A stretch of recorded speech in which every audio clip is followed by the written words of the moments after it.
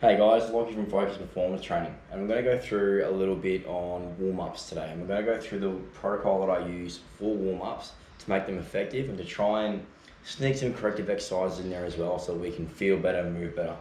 So to start off with, I've touched on this before. It's way back in my Instagram feed, probably about over a year and a half ago now.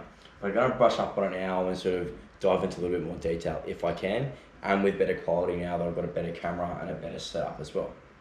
So, the protocol I use is called RAMP. Now I first saw this on Science for Sport. If you haven't heard of Science for Sport, go dig into their website. They've got a whole lot of really great free material that you can fill your brains up with and boggle your eyeballs, okay? They're really good, it's all free. If you get on the subscription as well, which I've got as a part of sort of professionalism, then it's gonna do you a world of good. However, as a sort of free plug for Science for Sport, they won't know it, but whatever. So, raise, activate, mobilize, and potentiate. Okay, so raise, here we got duration, so about 3 to 4 minutes. The whole point of this is to increase our heart rate, increase our breath rate, increase blood flow around the body, and to increase our sweat rate. Now, this is really important because an increased heart rate, it decreases the rate of oxygen that will go into when we start exercise. Our heart rate increases till we reach steady state. Now, this may not be as pertinent for strength training and weightlifting. However, we still need to increase our heart rate to get the greater blood flow around the body so our muscles can get the right nutrients they need to complete the activity and to do well, okay? Increased breath rate, again, that's very specific to, or more specific or more pertinent when it comes to your endurance, your aerobic-based efforts. Increased blood flow, that's a result of increased heart rate and increased stroke volume, okay? Increased sweat rate, that's going to happen with fitter people more quickly because their body's more attuned and recognises what's going to come and how it needs to adapt to it, okay? That should last about 3 to 4 minutes. Any more than that, you're probably wasting your time. Keep it short, sharp, sweet. Think general movements. Think low intensity movements that are going to get you moving, but still think of broad-based movements. So I include in there squats, lunges, some air bike stuff, anything on like stationary, and anything that's moving through our general movement pattern. So I'd even include in there push-ups if someone has the capacity to move through push-ups, because it's a general movement pattern and it's a very body weight based movement. You don't need too much mobility to do that if you aren't injured and if you're well. The next spot being activate. Now, I normally use these interchangeably based on who I'm working with, okay? If I'm moving through into a strength session, I'll probably mobilize first because, for example, internal rotation in the hip or external rotation in the hip tends to be a limiting factor in someone's squat or their ankles. So what we'll do, we'll mobilize glutes, ankles, and hamstrings and something like up and down that chain. We'll then go through and activate that area appropriately. So for example, mobilize, might do some figure 4 stretches for our glutes. Then to activate the area, doing some band walks, some banded squats, banded glute bridges, all that sort of stuff. Go and follow someone on Instagram who just sells booty bands left, right, and center, and they'll give you a workout for your bum. But it's more about how you do them. We can also go through and do it in the activate way. So we can activate a muscle that needs working. So we'll go back to the hips. If we need to switch our glutes on, then we can activate our glutes, however you want to do that, specific for the movement you're doing. We can then go through and mobilize its antagonist, so muscle that will restrict it. So hips or glutes do hip extension. If we want to sort of free more hip extension up, then we can then look at mobilizing the anterior part of our hip, being our hip flexors, which do obviously hip flexion. That's the way we can move around it. So the point of the activate is to increase the excitability of muscles, ensure correct motor patterning and sequence, so making sure that muscles are firing the correct pattern in the correct sequence, okay? Mobilize, decrease perceived tension, okay? Access the full range of motion that we're going to need, and decrease pain signals. These are all perceptions, and that's a big point when we look at around mobility and self-myofascial release in any form, okay? Even when it comes down to massage. We want to decrease the perceived tension.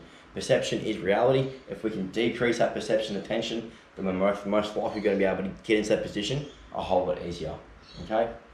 Also, where there's pain, the body will stop us from moving there, regardless if it's actually there or not.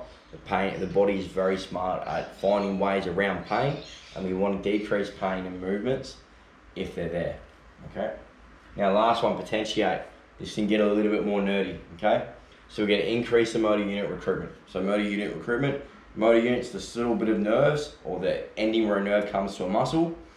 That's where a motor unit is. Okay. Long story short, nerve signal comes down from the brain all the way through to the peripheral nervous system into the muscle. It then contracts. The more we can increase the motor unit recruitment, so increase our higher order motor units, the greater contractile speed and force we can have, or depending on what you want to do, because increased force, slower speed, higher speed, lower force. It's a trade-off. Okay. Prime the movement. So for an example of that is, we'll use squats as a good example. We want to prime that movement, so we can do some jump squats, we can do some speed squats, we can even look at doing stuff where we do squat walkouts to prime our midline to stabilize as best as possible. Okay. We can use a post-activation potentiation effect, which is, all that means is, say we're going to go through and do a clean, a full clean. There's a way that we can go through and we can do a clean pull, so we can load that movement heavier than we'll be able to if we were to clean it, and we can move that as fast as we can. Okay, that's going to excite the muscles and require higher motor unit recruitment to move it faster. We then come back to that lower weight and we clean it, and the idea is that the muscles will still, or the nervous system will maintain that level of excitability and contractile rate, that it will move that next weight at the same speed that did the other one. Okay, and that flows into increased speed of movement. So this is a fairly good, and it can be quite scientific, but break it down simple to finish off with. Raise, increase your heart rate, increase your breath rate. Activate the muscles you need to activate in order to be in the correct positions. So if we're going overhead, different example, we need our lower traps, we need our external rotators, and we need our scapular stabilizers to be working properly. Okay, mobilize. Mobilize the areas that are going to cause you some tension or some resistance. If you're going overhead, like so, then it's probably going to be the front of your chest, which is going to pull your arms forward. We release that, pull back, and now let's train that movement, and then potentiate. Let's get those the nervous system firing at a high rate and get it firing properly so that we can achieve what we need to effectively. All in all, if your warm-up is lasting more than 15 minutes, so warm-up is greater than 15 minutes, my fives are terrible, I apologise, you're doing it wrong. Unless you have an injury and you need to go through and do a whole bunch of corrective exercises to train that injury, if your warm-ups are lasting longer than 15 minutes, you're wasting your time. And this is why I want to see less and less time spent here in the mobilized area and more time getting to activate and potentiate, so that we can get muscles moving the right way, train them in the right manner, and actually correct motor patterning sequencing. Because you'll find someone's squat generally isn't a result of poor mobility, unless they've had surgery on ankles or there's some underlying systems there. It's generally a result of poor motor control or poor motor patterns that have been developed over a period of time. So guys, raise, activate, mobilize, potentiate, ramp. It's a really good protocol or acronym to follow to program your warm-ups and to see how you go. Hope you've enjoyed this, guys. Hope you can use it moving forward.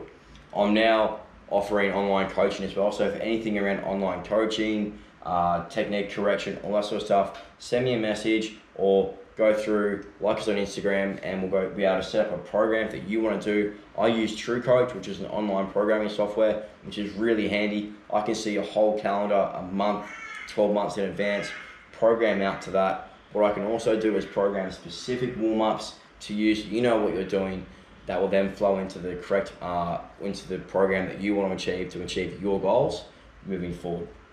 Okay, like I said, got any other questions, feel free to ask a question. Leave some comments below about how you might use this or any questions you have around warming up. Have a good week, guys, and I'll see you next week. Cheers.